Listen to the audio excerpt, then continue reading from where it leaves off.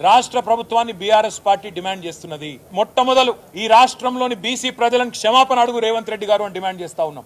5.5% జనాభా తగ్గించి దాదాపు 22 లక్షల మందిని ఉన్నవాళ్లను లేనట్టుగా చిత్రీకరించే దుర్మార్గం ఏదైతే రేవంత్ రెడ్డి చేసిండో దానికోసం వెంటనే ఈ రాష్ట్రంలోని బీసీలను రేవంత్ రెడ్డి క్షమాపణ కోరాలని చెప్పి మేము డిమాండ్ చేస్తా ఉన్నాం. రెండవది, నీ కులగణన పూర్తి తప్పుల తడక, పూర్తి అశాస్త్రీయం, అసంబద్ధం, అర్ధరహితం. ఈ మాట మేము మాత్రమే కాదు, రాష్ట్రంలోని బీసీ సంఘాలు అంటున్నాయి. స్వయంగా మీ కాంగ్రెస్ పార్టీ ఎమ్మెల్సీ కూడా ఇది చిత్తుకాయుధంతో సమానం, దీన్ని కాలబెట్టినా తప్పులేదని కాలబెట్టింది.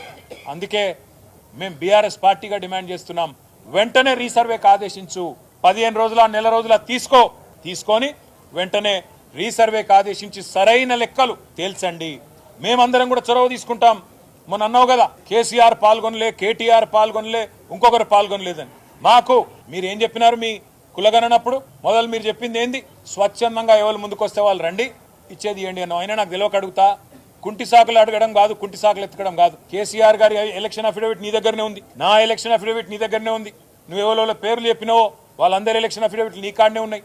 అయినప్పటికీ నీకు అంత బాధ ఉంటే మళ్ళీ రీసర్వే పెట్టు.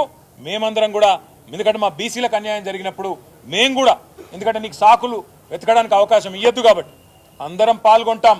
అందరం కూడా నువ్వు కోరిన అన్ని వివరాలు ఇస్తాం. కానీ బీసీలకు అన్యాయం చేసి తప్పించుకునే ప్రయత్నం ప్రభుత్వం చేయొద్దని చెప్పి మేము డిమాండ్ చేస్తున్నాం. రీసర్వేకి ఆదేశించడంతో పాటు 42% రిజర్వేషన్ అని చెప్పి బీసీ డిక్లరేషన్లో ఏ మాట అయితే చెప్పినవో ఆ మాట ఖచ్చితంగా నిలబెట్టుకోవాలి. మొన్న నువ్వు అసెంబ్లీ పిలిచినప్పుడు మేము అనుకున్నాం చట్టబద్ధత కల్పిస్తావేమో, 42% రిజర్వేషన్ బిల్లు తెస్తావేమో అనుకున్నాం. నువ్వు బిల్లు తేలే, కేవలం సొల్లు మాత్రమే తెచ్చినావు. ఓ స్టేట్మెంట్ అని చెప్పి పట్టుకొచ్చినావు, ఏదో నిమిషం చదివినట్టు చేసినావు, అవతల పడ్డావు. అందుకే ఈ సొల్లు మాటలు కాదు, బిల్లు తీసుకురా, 42% రిజర్వేషన్ కల్పిస్తూ వెంటనే పెట్టు.